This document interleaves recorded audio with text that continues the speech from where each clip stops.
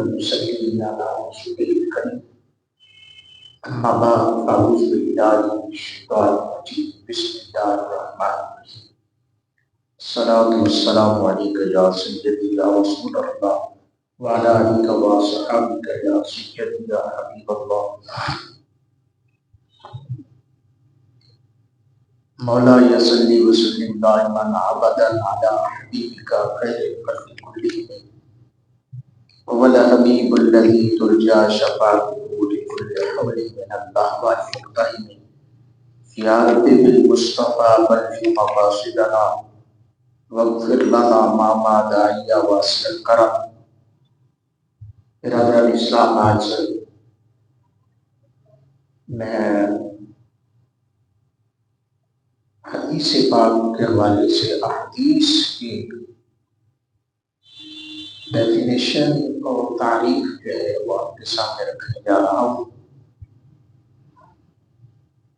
سب سے پہلے آج کی اس ویڈیو پیغام میں ویڈیو کے اندر میں حدیث صحیح کے راوی کی شرائط کا بیان کروں گا، کیونکہ آج اس دور میں بہت ساری ایسی چیزیں ہیں جو فیک ہوتی ہیں اور دوست وہ حقیقت کے لفظ حدیث آ جائے تو ہم جو ہے نا وہ مان جاتے ہیں کہ یہ حدیث کی ہوگی. تو آئیے حدیث سے صحیح کے راوی کی شرائط کیا ہے. حافظ ابو بکر الحضامی لکھتے ہیں حدیث صحیح کے لیے چند شرائط ہیں. پہلی شرط اسلام ہے، مسلمان ہونا، کیونکہ مشرکین کی روایت کتاب سنت اور اجماع سے مقبول ہے. مشرکین کی روایت جو ہے وہ کتاب و سنت اور اجماع سے مقبول ہے. البتہ اگر کسی شخص نے حالت شرک میں کوئی روایت سنی پھر اس کو اسلام قبول کرنے کے بعد روایت کیا تو اس میں کوئی حرج نہیں. حالت شرک میں کوئی روایت سنی لیکن اس نے کلمہ پڑھ دیا، مسلمان ہو گیا، اس نے بتایا کہ میں فلاں وقت حضور سے میں نے یہ سنا، تو وہ صحیح ہوگا، اس میں کوئی حرج نہیں. دوسری شرط عقل ہے.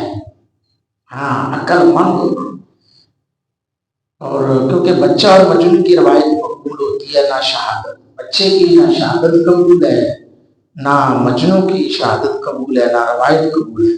کیونکہ حضرت مولا علی پاک رضی اللہ تعالیٰ عنہ سے روایت ہے کہ رسول اللہ صلی اللہ علیہ وسلم نے فرمایا 3 شخص مرکو اور قلق سونے والا حتیٰ کہ بیدار ہو جائے، بچہ حتیٰ کہ بالغ ہو جائے، مجنون حتیٰ کہ اس کی عقل صحیح ہو جائے.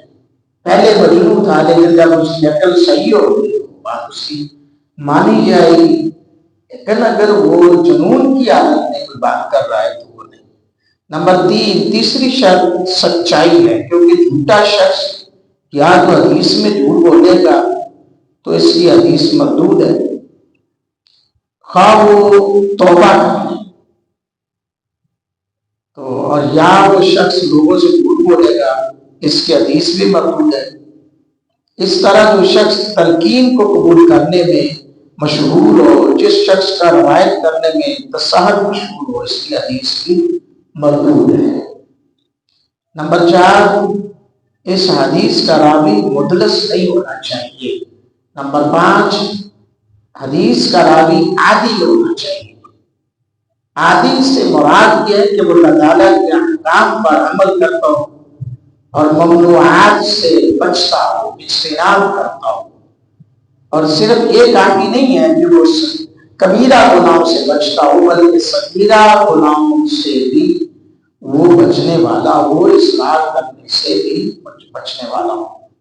اور ثبوت عدل کے بعد اس میں کوئی ایسی چیز نہ پائی جائے جو عدل کے منافی ہو. ان شرائط کے پائے جانے کے بعد اس میں چند اور شرائط بھی ہیں راوی کے حوالے سے. اہل علم میں اس شخص کی یہ شوق حدیث کا طالب ہے، یعنی حدیث سیکھنے کا اس میں شوق ہے، حدیث پڑھنے کا اس میں ایک شوق ہے، ایک پیار پایا جاتا ہے، ایک محبت پائی جاتی ہے، اور حدیث کے ساتھ یہ مشغول رہتا ہے۔ نمبر 2، اس شخص سے علماء حدیث سے سن کر، اس شخص نے علماء حدیث سے سن کر حدیث روایت کی ہو، کتابوں سے دیکھ کر نہیں۔ یہ بات بھی ہے، آج ہر بندہ مولوی بن جاتا ہے، تو یہ بھی بات، اس شخص نے علماء حدیث سے سن کر حدیث روایت کی ہو، کتابوں سے دیکھ کر نہیں۔ سماع حدیث کے وقت اس کو وہ حدیث منضبط ہو اور اپنی شیخ سے اس روایت کی اس کو تحقیق ہو اور وہ تدلیس نہ ہو، وہ شخص حاضر دماغ اور بیدار مانوس ہو، اس پر غفلت طاری نہ ہوگی، ہر وقت سستی نہ چھائی رہتی ہو،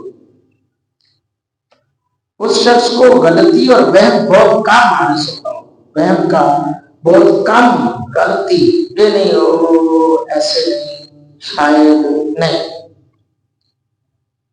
کیونکہ جو شخص کثیر اور غلط اور وہمی ہوگا اس کے حدیث مردود ہوگی۔ نمبر 6، وہ شخص سنجیدہ اور باوقار، وہ شخص خود رائے نہ ہو اور بدعت سے بچتا، کیونکہ بدعتی کی وہ روایت مقبول نہیں ہوتی کہ اس کی بدعت کی ایجاد ہو۔ حدیث صحیح کے راوی کی جامع اور سامع اور ان کے تابع اور لواحق جن کا پورا علم مہارت تامہ بھی باقی ممکن ہوتا ہے۔